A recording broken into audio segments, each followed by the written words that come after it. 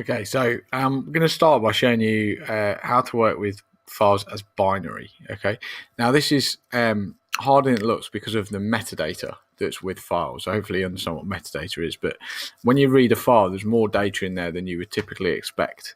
So if I wanted to work with a file of that's not a text file, you might want us to look at how to work with it from a binary point of view. You can work with text files as binary as well, and that's quite nice to do with sort of your character coding like ASCII and things. But the from this point of view, I'd look at here. I've got a basic. You've got to make sure when you're working with files, as I've said in other videos, or I will be saying, you've got to make sure the code you are writing is saved in the same place as the files you're working with.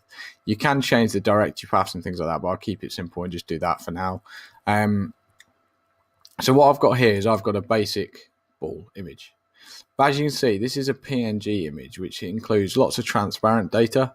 There's going to be data about the image. You can see it's actually 58 kilobytes, which when you know your units of measurement, that's a lot of binary. That is a lot of binary. So it's not surprising that when we read this binary, you'll see how big the binary data actually is. So if we do binary file equals open and we open it, but here, this is the key bit. So do you read write stuff? You do RB. That stands for read binary. You can also do WB, which is write binary. And then we do a simple for line in binary file print line. So it's very similar to working with text files, and close. The only thing is we're reading the binary here. So when we read it, this is all binary. You probably notice that it's not represented as binary. But if we're going to represent it as binary, we need to look into the byte type arrays and things like that. But it completely depends on what you're doing with it. But you can see this is reading the data itself.